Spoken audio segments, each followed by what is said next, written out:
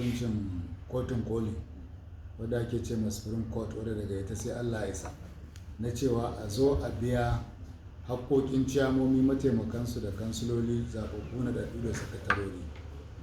Wannan al'amari daga kotu yake, hukunci ne na kotu, kuma hukunci ne wanda aka ce a biya haƙƙi, kuma lauyoyi ne suka rubuta ma gwamnati da speaker na jiha da attorney general cewa ga fa yadda lissafin haƙƙin nan yake, ga kuma lokacin da Supreme Court ta ba da wa'adi kada a wuce ba a biya haƙƙoƙin nan ga masu su ba. So anan ina so a fahimci cewa ba mu ne za a ba kuɗi ba, mu a matsayin jam'iyya, mu namu ƙoƙarinmu shine haƙƙin 'ya'yan jam'iyyar mu su fito. Dan a lokacin da aka yi zaɓe 2014 na kansiloli da ciyamomi da mataimaka, APC bata shiga zaɓen ba, har aka yi faɗi sakamakon zaɓe, aka rantsar da su, aka kafa kotu ta sauraron ƙarar zaɓen ƙanan komi, babu wanda ya zo ya ƙara har lokacin ya ƙare. So APC ba ta da kujera ko ɗaya, har sai da aka zo 2015 da gwamnatin Aminu Bello Masari ta zo matsayin gwamna, ya rushe dukkan zaɓaɓɓun ciyamomi da mataimaka da kansiloli.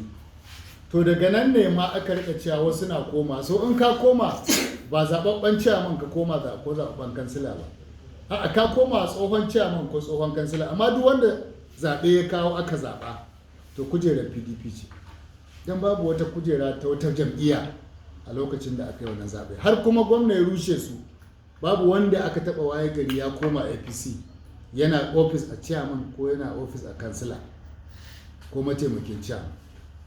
So abinda muke cewa haƙƙi na duka ne, babu magana APC, because in APC ta ce wani na cikinta yanzu, har wani na cewa wai wasu kansiloli sun zo wurin shi ko sun ce ai kaza a'a, wanda duk ya zo wurinka to tsohon kansila ne wanda yanzu yake APC, amma a san da yake kansila a ofis to na PDP ne.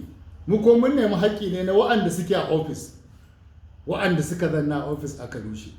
A wannan lokacin na tabbatar maka ba wani chairman ko mataimakin chairman ko kansila da zai daga hannu ya ce APC yake, babu, har gwamna ya rushe su. Kuma da ciyamomin APC ne da kansilolinsu da bai rushe ba, tunda bayan ya rushe su kuma ya dawo yana kiransu kaɗan yana cewa a dawo a shiga APC. Kuma in ka ce ka ba wani kansila ko chairman kuɗi, a mi ka dogara ka ba da kuɗi? Dan a lokacin Supreme Court ba ta yi hukunci ba. Supreme Court ta yi hukunci 7 ga watan 5 2021. So daga 7 ga watan 5 abin da ya sama shine ake magana biyan kuɗi. Kuma biyan kuɗin nan Supreme Court, kotun koli wadda daga ita sai Allah ya ta ce ga yadda za a biya. Kuma ta ba da lokaci, kuma ta ba da cewa sai kwamishinan shari'a ya kai mata rantsuwa da certificate cewa lallai an biya. To kaga wannan ba magana PDP ba ce a matsayin jam'iyya, magana ce ta lauyoyi da kotu da gwamnati. Kuma namu mu jira ne mu ga gwamnati ta biya masu haƙƙinsu, lauyoyi kun shaida, kotu ta shaida, namu mun hita, ba mu buƙatar ko gwamnati ta ce za ta biya jam'iyyar PDP, ba mu so ta ba mu a matsayin fati, ta ba masu haƙƙinsu, don ba ta taɓa ba mu ba. Ko a yanzu ma da ake magana an ga takardar PDP tana nema ga gwamna ko speaker ko attorney general a biya PDP, ba a taɓa ba.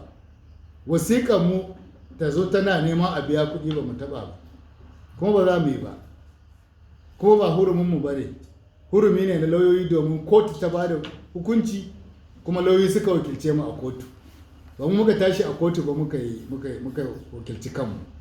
Saboda haka akwai masu tabbatar da gwamnati ta biya ko bata biya ba, su ne lauyoyi, kuma ita kotun sai an tabbatar da an biya sannan ta yarda an biya. In ba haka ba, in 31 ga watan 8 ta wuce hijira ta 2021, to kaga lokacin an karya komi na ka'ida, kuma kotun koli kowa san abin da zai biyo baya idan aka saba umarninta, don ita hukuncinta daga shi ba saura. Kamar yadda mu ma mun je Supreme Court ƙarar gwamnan Katsina, kuma an ce shine gwamna, kuma mun yarda da haka. So hukunci zai ma daɗi ka karba, ba zai ma daɗi ba ka karba. An yi mana ba daɗi mun karba, yanzu kuma an mana mai daɗi. So kansiloli da sauran masu haƙƙi ku jira ku a haƙƙinku.